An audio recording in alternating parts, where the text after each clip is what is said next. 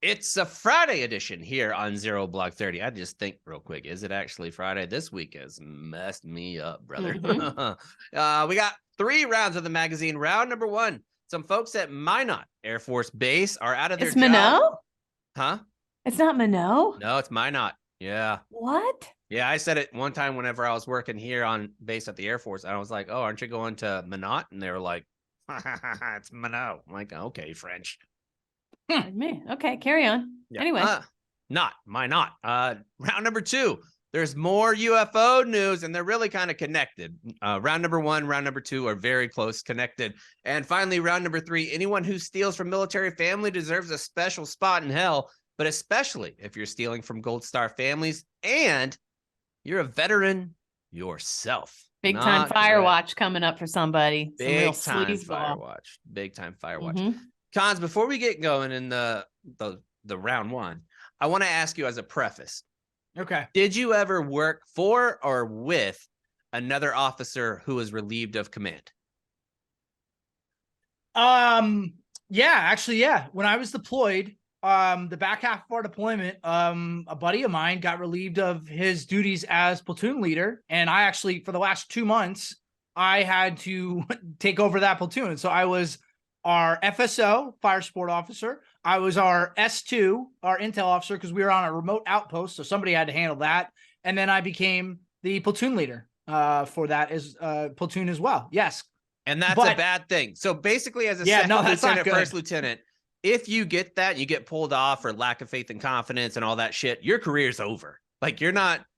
Yeah, good luck. I kind of hate that, though, because it's then terrifying to fuck up, and you should, like, everybody fucks up. But I think it's different if you're here in garrison and your fuck up is that you didn't get your people to supply in time. When it's a combat zone and you fucked up, I feel like at those moments you can't give people second chances. Maybe if you're the actual soldier or Marine or whoever that's doing it, like if you're the junior that's doing it, but if you're in charge, no way.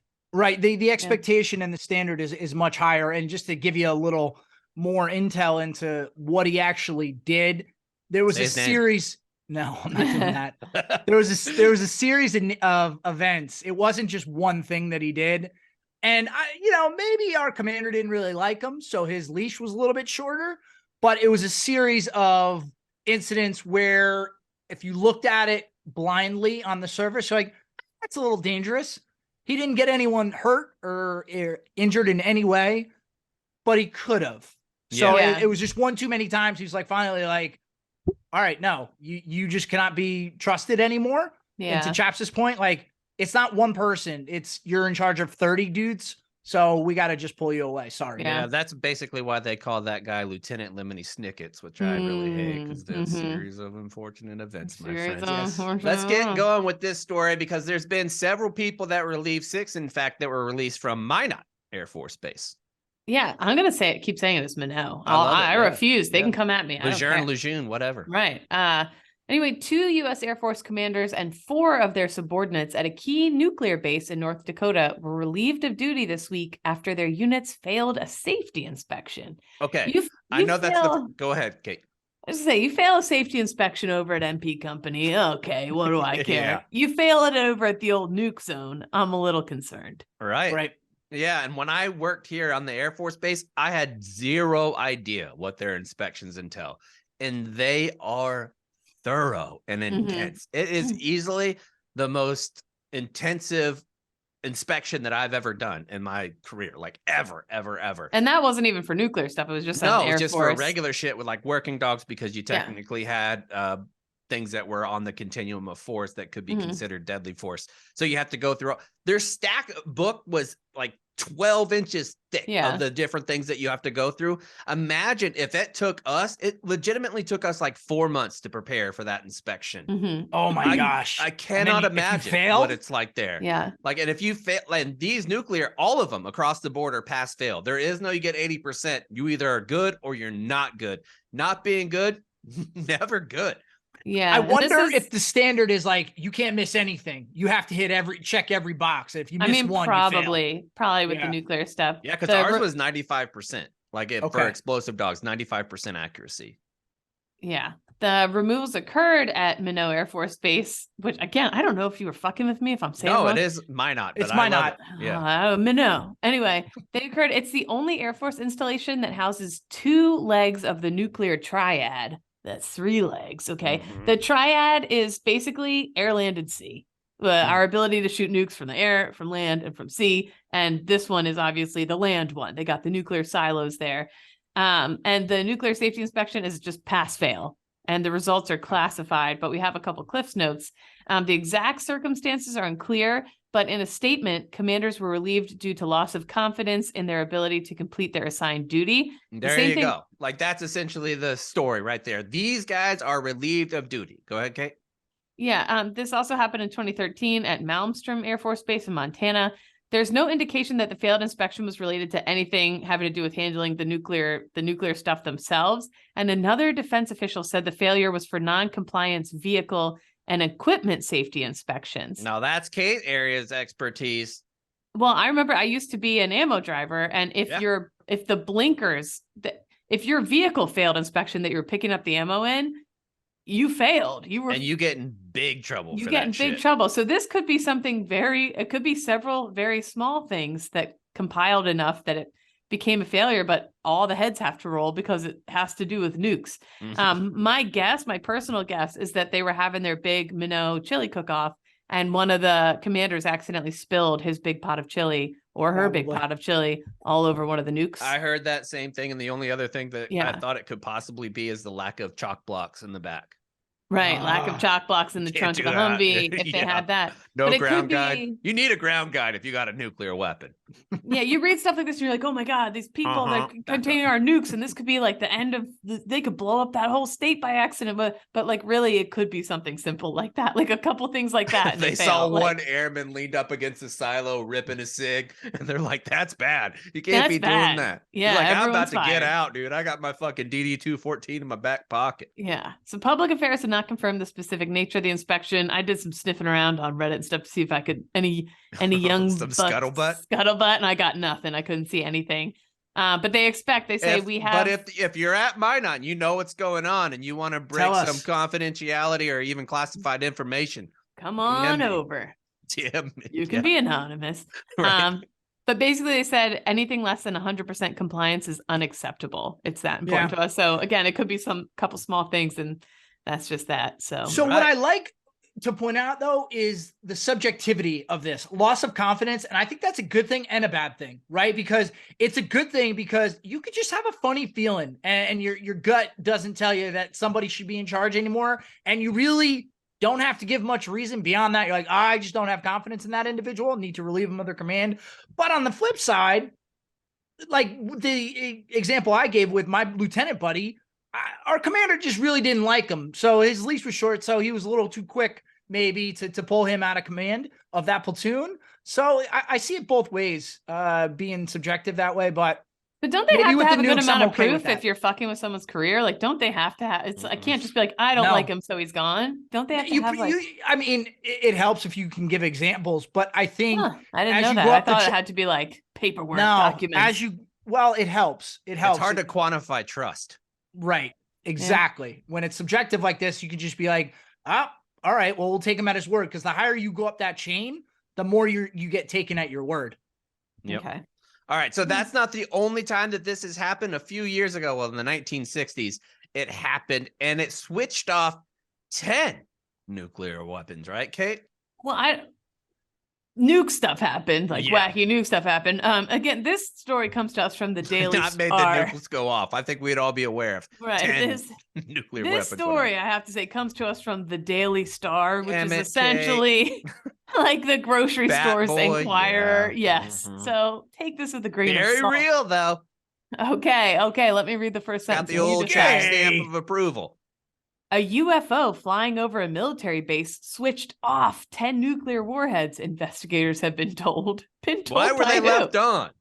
Yeah, in a separate incident, another unidentified craft shot a test missile out of the sky. Accounts of the astonishing close encounters have been given by 2 U.S. Air Force veterans to the government's All-Domain Anomaly Resolution Office, or AARO, which is probing alleged UFO sightings near military bases. former U.S. Air Force Intercontinental. Yeah. Jesus Christ. Anyway, these guys are saying crazy shit's going on. This one guy, Robert Salas, said seconds after he's seen some crazy shit. That's all you need to know. Right. Nukes were unlaunchable, took several hours to repair them. A probe And he was said launched. that he saw an orange disc above the gate, like above the gate of where they keep all these different types of weapons and in the silos. I don't know if you guys have seen pictures of these silos, but they go down insanely deep into the earth. And I, like Kate said, she was an explosive driver. I had to pull out explosives every day for the different types of explosives that dogs have to find.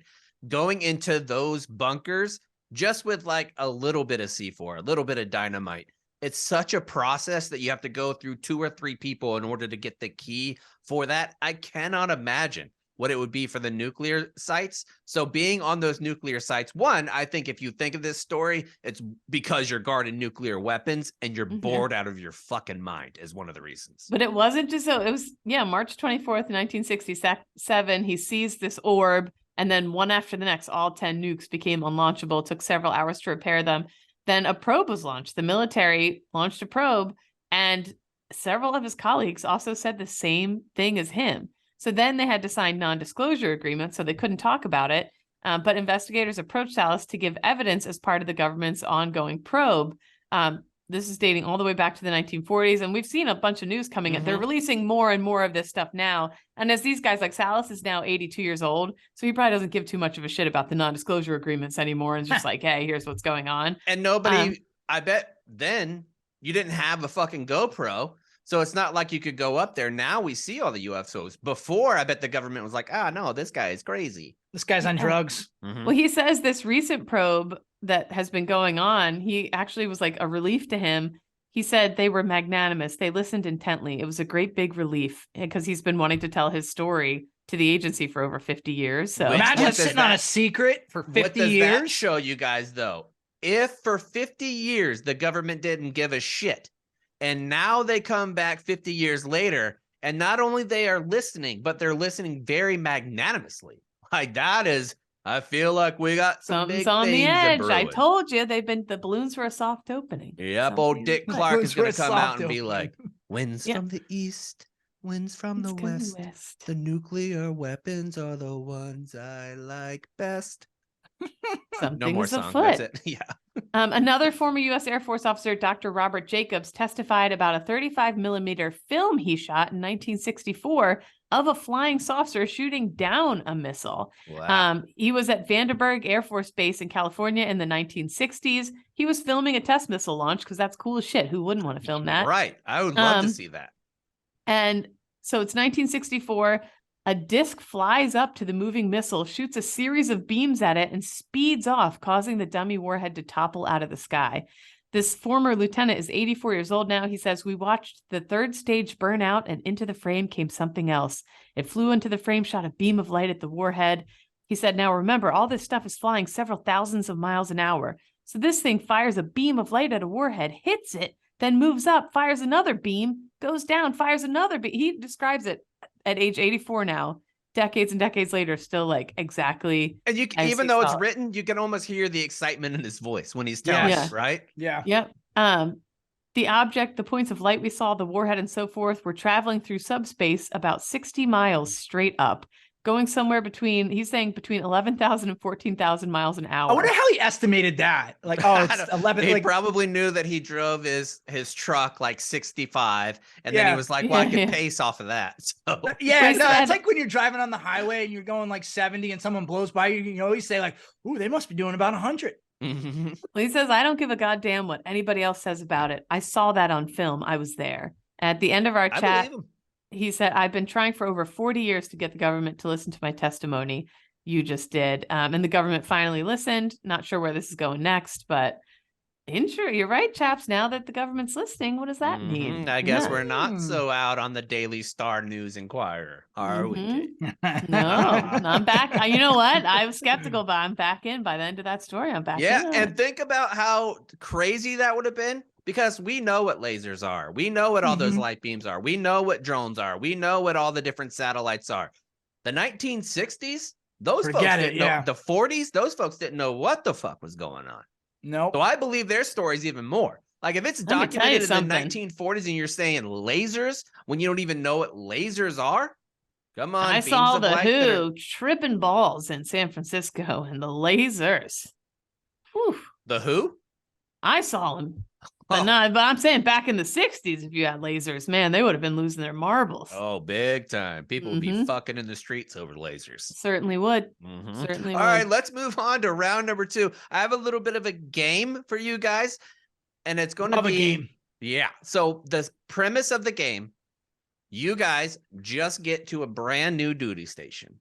But when you get there, they want you to get married fast. Like it's not typical military stuff where they don't want you to. They want you to. So they Okay. set up a game. And you don't get, it's kind of like Love is Blind. Have you guys watched Love is Blind? Yes. Where you Yes. don't talk to them at all. All you know is like what they talk like or some things. You So don't see them. You can't see them at all, but you just get to know them through like a wall. Yep. Yeah. So the way that we're going to do this is I'm going to go contestant number 1 and then contestant number 2, and you pick out of those ones. And then if it's contestant number 1, it'll be contestant number 1 versus contestant number 3. And we'll go through that way to see who's the winner. Okay. Sound good? Yes. Contestant number 1, and this is for both of you guys, each one.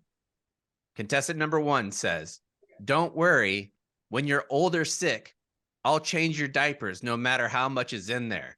And no need to feel awkward about it. I enjoy it." That's number 1. Okay. Number 2, "I promise, no matter how cute or smart they are, I will never eat our pets." Oh, Jesus. Okay. So 1 or 2. Okay, we'll start with you. Oh, one. That's You're gonna okay. go with all number 1. All I right. guess. The Yeah. person Yeah, who likes poop. Okay. I'm going to have to go with 1 though, too, because I feel like number 2, we shouldn't have to say that out loud. Right? Yeah, I feel like I shouldn't love have my to know cat. that Yeah. I don't need to be worried. What that if you're gonna things try to get eat my rough though, dog. Cons? Things get rough. No, it'll We're in never that get recession. rough. No, it'll never get rough that we're going to eat our dog. No. Sleepy Joe gets elected again. You don't think we're heading down that path? We might. I don't know, but I can firmly say that I will never eat my family's dog. Yeah. All right. Now let's do contestant number 1. Don't worry, when you're old or sick, I'll change your diapers no matter how much is in there, and no need That's to feel compassion. awkward about it. I enjoy it. Number 3, if you have body odor, I'll get in there and lick your armpits and leg pits squeaky clean. Again, I 1 would or like to 3. stick with number 1 because number it is a 1. perfectly normal thing to take care of one's significant other as they get up there in age Yeah. without being disgusting, like licking someone clean. Right. Yeah. that's stick with 1. pretty good. I was all aboard when they said armpit. Leg pit got me. I don't want to be doing any. Too not after, ticklish. Yeah. not after watching 1,000 Pounds Best Friends last night. I Oh, don't no. want to get into that. Contestant number 4. I'm rich. If you behave, stay in your place, and keep your mouth shut when I tell you, you'll never have to work again, and you'll have all the things you've ever wanted or needed. Ooh, now I'm a feminist, but I like this one. Me Yeah. like it. Because here's what I would shocked. do. I thought you'd be like, fuck that and fuck you. Here's what I do. I go under the radar. I do everything just like for like 5 years, but I'm secretly squirreling away a bunch of their money and stuff. And then one day I just slip out into the night. I go buy my own pontoon boat. Happy life. Yeah, Large Marge, the party barge, back Yep, in that's the the game. one. Mm-hmm. Mhm. Mm-hmm. I think that's a good idea, Kate. Yeah, thank Very you. good. Cons, what about you? Picking that one? I'm still sticking with number 1 because money comes and goes, but true love lasts a lifetime. Wow. All right. Yeah. And finally, contestant number 5. I don't know why, but for some reason, despite how you look, I think you're super hot, even though I know I'm probably the only one in the world who thinks that. Ooh, I like that. Honest to God, that sounds like my relationship now. I think that's me and Pat. Yeah. Yeah. Hmm. I feel like that's me and my wife. Yeah. So that's which us, one are you guys going to go with? 1, 2, 3, 4, or 5? I'm still going with the rich person at 4 who wants me to stay in my lane because I'll just sneak out of there with all their cash eventually. I'm sticking with number 1 because I think also looks fade. So even the good looking person's eventually going to grow old and get ugly. So we're both going to be ugly together. I got there before you is all it came down to. That's fair. I think I'm actually going to go with number 2 because all the other ones involve pretty gross shit or people being mean. This one, I'm just letting you know. I'm not eating your pets at all. Never. Hey. And then Hey, just put that on the table. Right. Okay. I'll text Annalise that shit right now. I will never eat Baby Dale Woohoo. Ever. Can you text her just to see what she says, please? Yeah, I will right now. I'll do it Yeah, right you now. should. All right, let's move on to round number 3. What do we got there, Kate? Did I just do this round story. 3? Oh no, that's it. Yeah, this story made big ripples across social media this week because I think you're just like fuck. It comes from Alex Horton at Washington Post. So I'm not going to read the whole story, but I highly recommend you going to read the whole story because it's crazy. Here we go. Natasha Brevard looked at the pile of unopened financial statements and felt a sense of dread swell within her. She knew what they were going to say. Her husband, Rodney C. Brevard, was a career soldier who died by suicide in 2020. In the anguished, vulnerable days that followed, the Army appointed a financial counselor named Kaz Craffy, Cazcraffy, Kaz Craffy, to help make sense of the life insurance funds paid to his family. And that makes sense. Like so many people, when you're in grief, you are in a state of shock, like not comparing it the same at all. But when I left my ex and started going through my divorce, like my relatives had to like baby walk me through being an adult for like a year. Like I needed help. That makes perfect sense. You just don't want to deal with any of it. You're just in this weird grief and you're not thinking clearly. And so the Army knows this. They're like, here is this financial advisor who's going to help you, especially in this case where often there are large sums of money coming through and stuff like that. So Brevard, she's a grieving spouse, age 42. She entrusts Craffy with about $370,000 to invest conservatively, she said, hoping the money would grow modestly over time. She didn't want to gamble with the stock market. She's a mother. Her husband has just died. Oh my God. Let's just keep this safe and slowly grow it over time. She probably thinks it's like a Vanguard type account. So Brevard says, well, that's what she was asking. The Army gives her this advisor, and this is what she asked Craffy to do, was like a Vanguard type account. But Brevard suspected something was wrong. After investigators contacted her to ask about Craffy, she thought back to a text message he sent once. Don't look at any statements.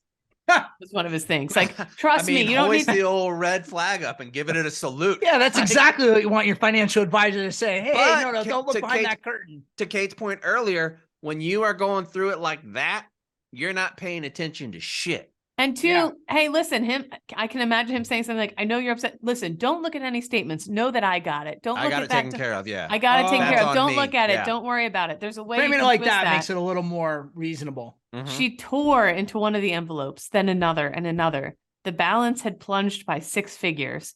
What hurt me the most, she said, is that these were the kids' accounts. In interviews with the Washington Post, 4 military families accused Craffy of going far beyond his duty as an Army civilian employee by taking direct control of their insurance money through brokerage firms where he was also employed.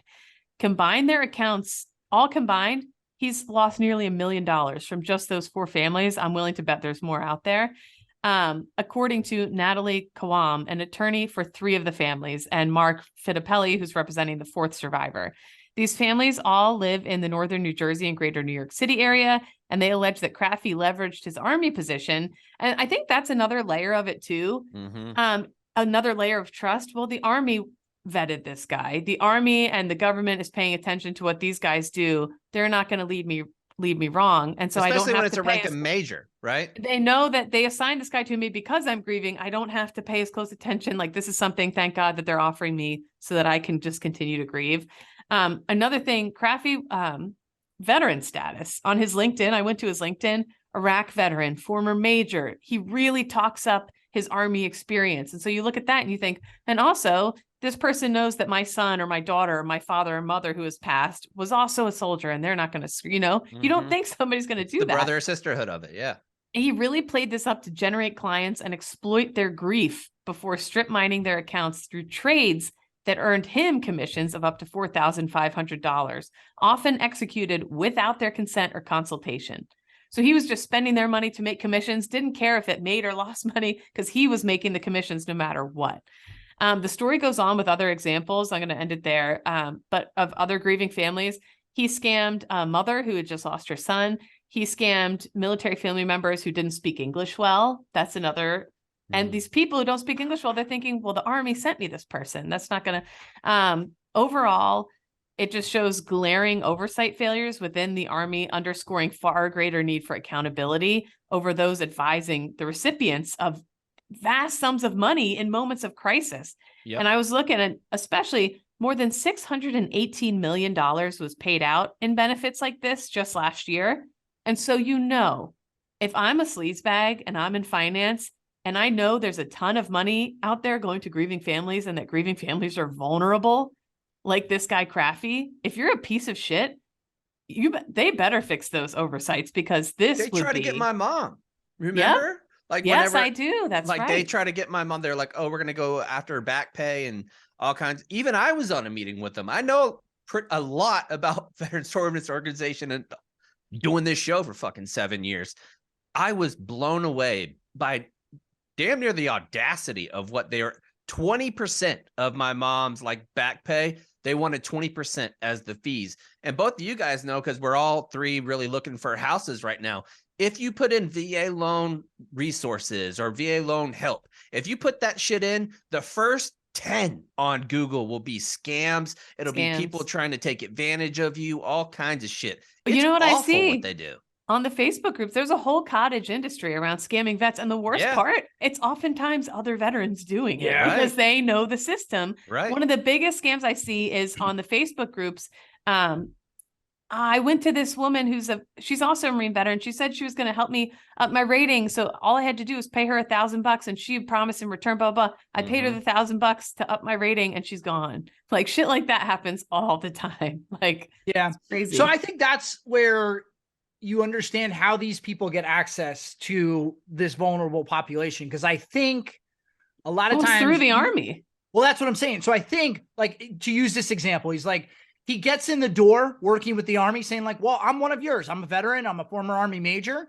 And, the vetting process is whatever. So he's able to get in the door. And then once you have access to other people's money, I think a lot of times people who previously maybe never did anything wrong in their life, they get greedy and their morals get compromised because you see how easy it might be to take other money. And next thing you know, they're making bombs out of soap. Just fucking. Right. Yeah. It's fucking crazy though. Yeah, definitely. Definitely need more oversight. I know in this case, Craffy, like some people were saying, the Army should have been aware he had all these other finance jobs. And that's what he was taking all this money and putting it into that kind of stuff. Like, but yeah, so hopefully more oversight on that. And my condolences to all those families that this just adds to the grief and adds to the stress in their lives. And it's so fucked up. Go leave him a negative LinkedIn review. Yeah, fuck yeah. I shit all over him. Anyway, yeah. Anything else in the news roundup? Yeah, a little bit of a news roundup. Number one, bye, bitch. Corporal Thomas Devlin, remember we talked about this guy. He was an Ohio National Guardsman who was making untraceable guns with a 3D printer, and he was making threats towards military bases and Jewish schools. He's been sentenced to almost 6 years in federal prison. Not long enough. He's still going to be a piece of shit probably, but that's okay. Sorry, really quickly, 3D printers, still don't fully get that. Yeah, I don't understand either. Now that they're doing houses and shit too. Yeah, like what? You see Home Depot selling little $15,000 houses that look fucking great. They're better than my apartment now. Like the little Tough Sheds, right? Like yeah, dude. A step up from Tough Sheds. Let me tell you, I'm thinking about buying a plot of land somewhere. I've actually thought about $15,000 house. My shed that I have done absolutely no woodworking in since I moved here. I've thought about drywalling that bitch because I got air conditioner in there and putting it as another little dwelling on our place. That would be awesome to do that. Kind of shit. Yeah. Well, too bad you're not going to have the money to do it if you were hoping on a windfall from those 3M earplugs. I feel like that's I saw this. Yeah, we get tagged. It's a big joke. I feel like every time the commercial comes on TV to sue through, like, are you a veteran? Pat's always like, do it. Sue 3M. You ever drank water from Camp no, I never. So a 3M subsidiary claims that the DOD records show that a shit ton of veterans were like, yeah, I can't hear anymore. I want to sue 3M. Over 100. Put your hand in the air, Cons. Have some integrity. Yeah. Oh yeah, I've said before on the show. I'm a plaintiff in this case. Yeah. So 3M subsidiary is saying, well, we went through the records of a ton of these veterans. 107. 175, 000. What is that? 175,000. 175,000 of them. That's one of my favorite cadisms that you can't say large groups in numbers. Yeah. They went through their medical records. 175,000 of them here just fine. They found. I bet the people that did it, I bet they, like people like you didn't think that they would be subpoenaing the different types of medical records and shit. Because typically that's off limits. But if it's a medical suit. I don't know that I gave it much thought beyond just like, hey, I'm going to sign up for this, and whatever I get, it's more than I had before. It's better than a stick in the eye. And that's how I feel about any large lawsuit. Because as you know, I was also part of the lawsuit with EA Sports against former college athletes, specifically football players who were in the video game. And I got a check for $869 out of that lawsuit. Yeah. That's good. Yeah. Oh, yeah. That's that was great. 2 flights for you and your spouse. Get their ass, Seabass. And that was me. I was a backup. So imagine if, some of these guys who were playing at the same time as me. Imagine what Ed O'Bannon ended up getting. Exactly. Well, I feel like I could have sued because I still hear whenever birds chirp or the news is on, my entire ear thumps and I can't hear it. I mean, I have my earplug athlete thing because the video game for field hockey at IUPUI was amazing. My field hockey video. Big seller. Yeah. Anyway, go ahead. Oh, I'm not done. This is the filing this week in U.S. bankruptcy court is the latest turn in the legal war between 3M and over 200,000 veterans. So wait, only 25,000 veterans of that huge group? Oh no, did we lose Kate? We lost Kate. She's frozen with that great internet we have there at the Barstool Sports office. Yeah. Shout out to Pete. Thank you. We might not get her back, chaps. We might just I don't think we're gonna get her back either. So we'll just keep going. She just said that 200,000 veterans were there and they 175,000 here normally. So there's only 25,000, but that's good news for the 25,000 who are fucked up. If they throw out the rest of it, then only 25,000 get the pot of money for the 200,000. So that's the big deal. Like a class action suit, the reason, it's not that big of a deal because the check ends up being minuscule, but when you shrink it down, goodness gracious. That could be a nice little vacay for some of these vets. And honestly, like the other reason I put my name in the hat too, because I have tinnitus. I'm sure you do too. A lot of us do. Basically, if you were around loud explosions at a considerable rate, you're going to have it. So I thought that was part of it. I've lost a little bit of my hearing. Selectively, I lose a little bit more sometimes when Alex is talking. Right. But I don't know. We'll see how it shakes out for me. I'll see if I'm one of the 25,000. Yeah, there's so I only have 2 things news roundup. I think Kate was going to do them, but I'll do them instead. 1, the Master Chief Petty Officer of the Navy. Awesome job what he's doing in front of the House Arms Committee right now. He has said that, which I couldn't believe this is still a thing, that soldiers, airmen, the whole fucking kit and caboodle, he wants it where they no longer have to get a referral from their PCM to go to mental health in order to get treatment. The fact that wasn't in place already is mind-blowing. Yeah. That they still don't have that in place. I definitely assumed that that's what we were operating under. I did too. Ridiculous to have that. Yeah. Well, I guess I hate that this is where my brain goes, but I think when these NCOs and officers probably think about it, they think like, oh, well, now everyone's just going to, start running to us and saying they have mental health problems. So everyone's going to go to the sick call every morning and we're not going to get anything done. And, I am sure that there are some soldiers, airmen, Marines, whatever, going for mental health that probably don't necessarily have it on the same scale as others. But the barrier to get help should be extremely, extremely low. Yeah, and I think that everybody should be involved in it. So they need to hire a lot more people to go get that treatment. So I was surprised, but I'm glad that don't make the change there. Is that a fair take by me to have that thought? That more severe? Yeah. Well, just that people like take advantage of things in the military. Know, because 1, the stigma is still there. I don't think it should be, but the stigma is there. So I don't think anybody's run into mental health to get that kind of treatment. You're always you had that level of malinger anyway, so they're going to find a place to malinger, whether that's dental, regular medical, mental health. Like you're going to have that. Malinger is going to malinger. Yeah, exactly right. And you have the opportunity. How many times could you, like all these yuck mouths that are in the military, how many times could you gone to dental, but you didn't?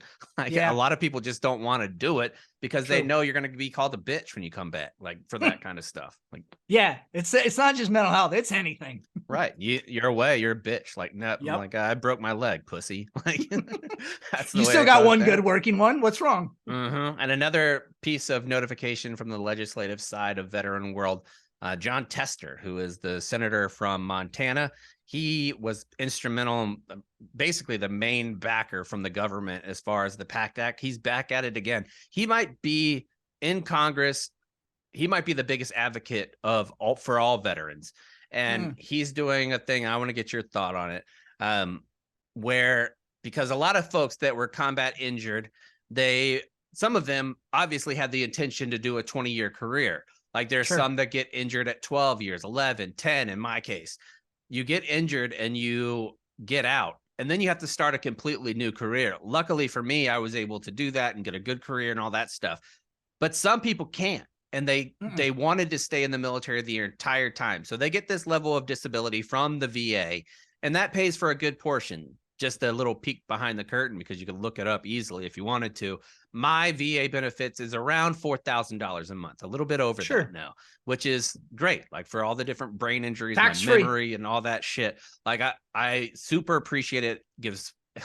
It gives me and my family an incredible amount of flexibility as far as what we can do, what jobs I could go after, what type of career path I could choose. Well, they want it to go now, where if you were injured in combat and it's directly combat related, that you get your full retirement at the rank that you are at, or the trajectory of where you were going to go if you stayed in 20 years.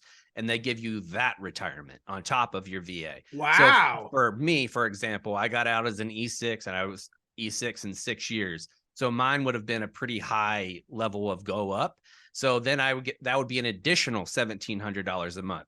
Now, looking through how much that would affect the government, it's got to be a lot, but everything in the government is expensive. The way that they're looking at it now, and there would be no grandfathering because that would be insane. Like just for me, I added it up. It was for me from now to the day I got out. It would be, my gosh, $202,000 would be coming. Imagine that check shows up at your doorstep. Yeah, that's not happening. I would accept it if they tried to give it to me. 200 grand tax free would be fucking sick. I don't think that that's going to happen. But $1,700 additional is for everybody. For me, that's a substantial amount of money that you're going to get every year. $20,000 more a year than what you would have now. What do you think about that? Do you think it's a good idea or a bad idea? I think it's a great idea. I think they'll run into trouble just trying to figure out, unless they've already talked about this, like what rank would you have reached, right? Like I think there's some level of judgment there. It's not like black and white. It's like, well, like the Marine Corps, for example, I don't know if the Army has this, but they have career roadmaps, and you can kind of tell where you are in the career roadmap based on other people in your position, how time in service, time in grade, all those different things of where you are going to go.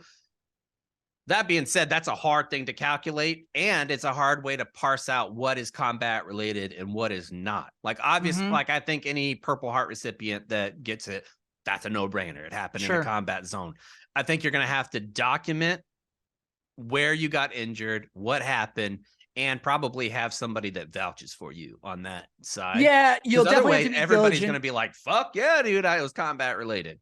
Right. It's going to take a lot of work on the person's end to maintain those documents and be diligent going to see medical professionals while they're still in to get things on paper, and probably have, to your point, letters of somebody in their chain of command to vouch for what they're saying is accurate and confirm that, yes, this injury was sustained while deployed.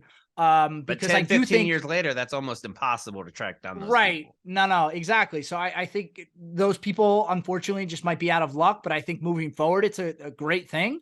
I never actually thought about that. Yeah, because you're taking someone who in their head, oh, I have the next 10, 15 years of my life mapped out, and now I would have never gotten out. Never. Like I would have probably gone to 30. Like I loved being in the Marine Corps and doing everything.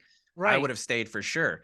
And my position would be a lot a lot stronger if I didn't have this job. Like if I didn't have this and I was still trying to struggle through and getting a job where I'm going to work every day and hating it, and it's really affecting my mental health even more, you need this even more. I'm happy at my job. I love my job, but I know that I'm probably in the rare 5% that really enjoy what they do. Yeah. I think it's a good thing for the government to do it. And I wouldn't even be upset if they looked at how much income that you make outside of that to see if you need it.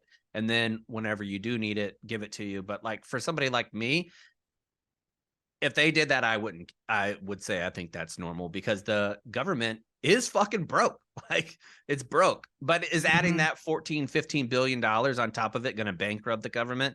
Probably No. not. But when you do that $15-20 billion for fucking everything, yes. You know, like one thing doesn't break the government bank, but a lot of things do. Anyway, I like that they're thinking about it though. I do like that it's being introduced and they're having this discussion. Because got a lot of bipartisan support too. Yeah. Yeah. Because it's hard. It's hard to be like, oh, these people were combat injured. Like that's a hard road to hoe. To thumb your nose at that. Yeah. Yeah. And so what congressional district would that go well in if you're one of the people that voted against it? Yeah, right. You don't want to be the one holding that bag. Certainly. Nope, not at all. Rand Good Paul for our would veterans. testify for sure. All right, we're going to move into save rounds and alibis, and magically, Kate will be back. All right, let's move on to some save rounds and alibis. Connor, we'll start with you today. Yeah, last weekend I was at a christening and I forgot to mention this. I think for all my Catholic pals out there, you've been to a whole bunch of christenings and it's the priest just kind of talking and you just zone out. The priest at the christening used the analogy of Andy writing Andy on the foot of his toys in Toy Story to getting baptized into Catholicism and becoming like part of Jesus's team. And I was like, what a great analogy. I was just so thrilled. Go get Jesus tattooed on the bottom of your foot, Con. Yeah, well, you you know, it's should. funny. It was funny. The priest is like, I'm not suggesting you go get a Jesus tattoo, but this is what it is. It's that would be a sick tattoo. Jesus written in the font of Andy. Would be I promise you. I promise you someone has that. Probably. It would have to have the E backwards too. Yeah. 23-year-old Kate goes on the beach and she's somebody with Jesus feet. I mean, my goodness gracious. We would go walking together. There'd only be one set of footprints. That's exactly right. Because you're carrying them like a baby bird. I'll tell you this, baptisms down in the Philly area are the best. All my relatives get crucifix soft pretzels. Oh, nice. For the after party. And they are great for dipping. You get four different. So my family actually has Jesus's tomb that's made of peeps. That's what we do. So it's a little peep tomb. Yeah, that's cool too. It's really I nice. like that. Yeah. What? Andre, baptism story though. Those fucking Russian Orthodox priests. Yeah, they belong in prison. There has to be a documented case somewhere in history. Yes, I know one of those babies having their necks snapped. I can't. Yeah. I can't even think about it. Like, seriously, it caused me so much anxiety. Like when I saw it the first time and grabs them by the feet like they're fucking dead chickens and then just throws them into what's essentially a bird bath.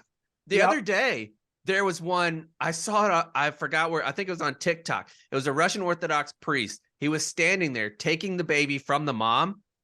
Wet babies are slippery. He goes and takes the baby, drops the baby on its face. Like only from like 6 inches, the baby wasn't hurt. But the look of rage, the mom was like, I'm at a Russian Orthodox church. I might go join the Church of Satan.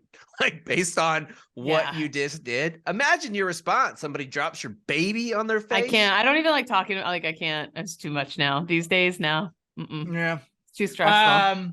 2 quick things. Andre Carter from Army is at the NFL Combine this weekend, so good luck to him. Wish him well there. He'll be. What's your favorite event? My favorite's the ones where they jump really high and they hit those little pegs. Yeah. The That's vertical. a good one. Love that. The vertical jump. I am always fascinated when the defensive line and offensive line does the 225 for reps. Yes. What's that? So they just put 225 on the bar and do it as many times as you can, and they count the numbers, the strength and endurance. And I think the record was Willie Rofe. I think that he did like 48 or 52, something like that, reps of 225, which is even at my best shape, I could bench close to 400 at my max. It would be tough to do 135 more than 20 times. Like just doing that 25 times, 225, 50 times. Crazy. Now, this is a question. Okay. How often they do this combine every year? It feels more like a thing for just dudes fangirling out. Like no offense to you guys, but normie dudes being like, yo, look how high that guy jumped. Yo, that guy just did that 50 times. Is there a correlation between these were the top 5 performers at the combine and they performed top 5 in the NFL next year? There's no, it's the most pointless shit. It is to an extent. It can definitely help your draft stock if you go to the combine. If you're like a mid-round guy and you go perform really well, that can help you bump you up. But like the top guys who are going in the first round, a lot of them might not even go to the combine because they're like, I don't need to prove anything. And if especially anything, top 10 it would picks. only hurt me if I go to the combine. But they do like a little dog and pony show. Okay, like last year for us, Tavon Walker, whenever he was there, and then Hutchinson was the other guy. Almost everything, the game tape was a lot. I mean, Hutchinson had way more sacks because he played a lot more and whatever. The difference was in size, 2 inches wingspan.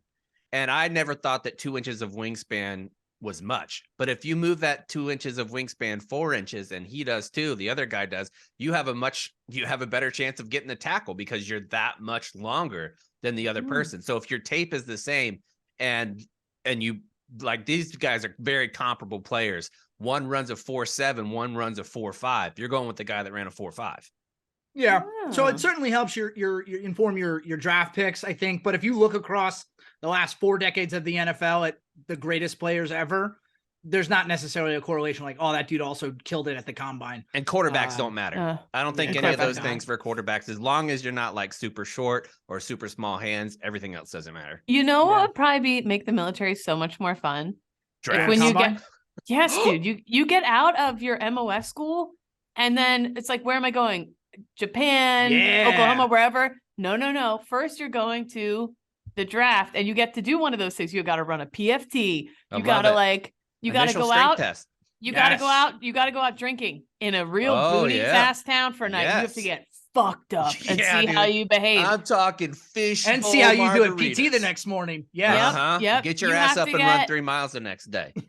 You have to get propositioned by a lovely lady dancer or gentleman dancer, or the banana lady in Okinawa. See if you propose too quickly. There's a whole slitter, and then all the commanders get together, and you've all got your drinks and your cigars, and you're just watching the tapes, having a great time, picking your top people, and then that way it's even across the board. No one unit gets stuck with all the wackadoos.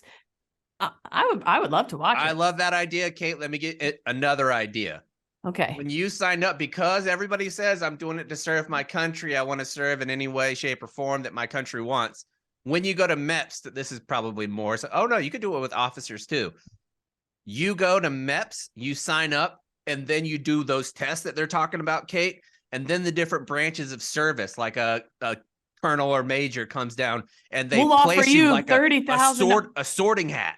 Like a military sorting hat. You're going to the Air Force. You're going to the Marines. You're like, I know I'm Slytherin. I'm going to the Marine Corps. I'm Slytherin. They're like, yeah right, bitch. Go to the Coast Guard. Hufflepuff. It would be awesome, right? No, Coast Guard's Ravenclaw. Yeah, they're definitely Navy's Ravenclaw. Hufflepuff. Let's do that real quick. So I think Navy is Hufflepuff for sure. Yeah. I would say, well, the Marine Corps is kind of like a hybrid of Gryffindor and Hufflepuff. For sure. I'd say we're Slytherin Hufflepuff. That's fair. Yeah. I think we could be Slytherin. But either way, we have Army? A little... I have no idea. I've never consumed any of the Harry Potter content in any shape or form, so I have no idea. Cool guy. I just never interested me. Sorry. Yeah. So I don't know. I'll take you guys at your word. Yeah. The guy Muggle behavior. The guy who reads it, I forget what his name is. He does like 400 original character voices, and they don't sound. That's impressive. That's impressive. All right, and my last thing. So this past week, my wife and I had 1 year since we got married in the church because we had a Catholic mass well before the wedding. Point. You got married at the West Point Chapel. Yeah. Because you know what? I've been to so many weddings, and I know that if you're not Catholic, the idea of sitting through a Catholic mass is brutal. That shit's a slog, man. Yeah, it's long. You don't know what's coming next. You're standing up, you're sitting down. You don't know which end is up. So we're like, you know what? Yeah. So we're like, you know what? We're not gonna subject anybody to that. So we did that on February 26th. And then my anniversary is March 19th. Which one? She seems to think it's March 19th. I'm like, I think we should do it based on the year and what's more convenient for our schedule when we can celebrate. What would you guys do? Well, for me, my junior prom was on March 19th of 2000. So I would probably go with that. Okay. My son's birthday is March 19th, so I'd probably go with that. It's a lucky date. Yeah. March 19th it is. Thank you. Yeah, I think it's when everybody knows not your secret squirrel wedding that you're doing incognito, like the one that's a good point. Yes. That's a good point. Yeah. So because you didn't even tell people that you were married at that point. No, we didn't. We didn't. Right. It was just like for family. So I think that's a good point. Yes. You do something sweet and small on that day for her. Yeah. Something quieter, and then you do something more fun and whatever on the other one. Yeah. Yeah, which I did. No big deal. There you go. I love it. So, Catherine? that's all I got. Now then my eyes going fucking wonky again. I'm cold all the time. I went to my VA appointment the other day. I was sitting there and it was canceled. I didn't know. That's the worst, man. I know. Yeah. Well, it's what they text you, all the details, but they didn't text that it was canceled. So Kate, you don't have to share, but do you go to one of the VAMCs, the VA medical centers, or do you go to an outpatient clinic? Just curious. It's part of the VA. Is that it's not like a huge hospital. Okay, it's so like it's clinic. It's actually I go to both. I have the big hospital I go to for certain things, like what do they call the skin doctors? Dermatologist. Yeah, I go to like the main one for that. But my main provider is with a smaller little whatever. She's the best. Same with me. Same with me. Yeah. Okay. Don't forget, guys, that dermatologists also do fingernails. So a lot of people don't realize that. So if you have a fingernail issue, go to a dermatologist. Go to that. They checked between my toes the last time I was there. I was shocked. Well, I actually didn't know that.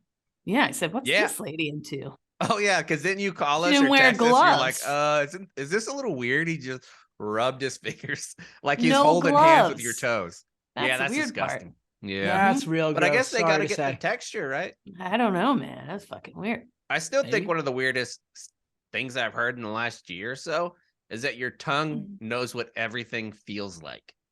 What? Like, think about your TV. Look at your TV, Cons. Your tongue knows what your TV would feel like if you licked it. Now, wow, I'm thinking about it. You're like, yes, it does. Now think about the bottom of your shoe. Your tongue knows what that would feel like. Think about some random person's hair. Your tongue knows what tongue knows what everything would feel like. What planet am I on? So with my hands. What? I can picture but your tongue is more impressive because you don't walk up to a subway car with your tongue out, but you know exactly what it would feel like. I know exactly what that would taste like if I licked the PATH train. Mm-hmm. Wow. Yeah. That's your tongue is a genius. Wow. Like even my head, Kate, if you licked my head. If I licked that head right there, I know exactly what it would feel like. But I know what it would feel. Okay. But no, feel is so different. You never think about the texture that your tongue is able to do. Kate, like the pole on the subway, I touched that all the time. You should have licked in between your toes, Kate. You should have. Maybe you would have found something more. I don't know. Yeah. Weird. That's interesting, chaps. You're right. I don't need to lick something to know how it feels. Yeah, pretty wild. Okay. Interesting. All right. For me, I got a medical condition too. I need to really get to the bottom of it. I've been peeing way too much. Like, are you pregnant? No, that's what my wife has the problem. For some reason, I thought the next word, the way it looked, it was about to come out of your mouth, I thought you were going to say, I've been peeing blood. And I was supposed to be like, you need to go to the ER. That happened a couple of weeks or months ago when I had the old kidney stones. Right. Oh, right. Some blood. Yeah. That's weird. You should get it checked out. Also, Nick had a post the other day talking about cleaning up before your cleaning people come. Yes. My pool guy called me the other day and he was like, hey, we'd appreciate it if in between cleanings during the fall, if you could go out and get the leaves halfway through the week. And I was like, that is literally what I pay you to do. Like, that's the job, is getting the leaves and shit out of why would I do that and then pay you? Like, that makes no sense at all. Well, let me ask you this. When your pool guy comes, what all is part of his work that he does each and every visit? Getting the leaves out. That's number one. Number two, making sure that it's still clear, making sure that the filter is good, and then making sure all the equipment is in working order. Now, is there a reason you feel like you can't do that yourself, or you just don't want to? Yeah, that's it. That's the reason. Okay. I simply do not want to. Okay. All right. That's Fair. Because when I moved in, that's what everybody said. You're going to hate the maintenance of the pool. You love it eventually, and then it becomes like a boat. You look at it and it's like, oh, this is just another chore added. So I told my wife, if we get this house, I will not be doing the pool stuff. Yeah. One, because one, I pay somebody. But two, if I fucked it up in the summertime, my entire family would hate me. Like Yeah. if I did it where they can't swim for a week or so, they would hate me. So that's the reason why. No, so I think There you there's go. some things that, yeah, you need the pool guy for. Like, I'm not calling, or I'm not going to try to do electrical work myself. I can't do that. So I'll call an electrician. Mm. But I just think of myself when I'm down at my parents' house at their pool. I kind of like going with the skimmer and getting the leaves out of the that's fine. pool. And little quick skim. That's fine. Other than that, I don't really have anything. Kate and I will be in DC next week. So if you're listening, you're part of congressional office and you want us to come by, or you have some things that you want us to check out, let us know. Other than that, we'll see you next week. It's On the Retreat.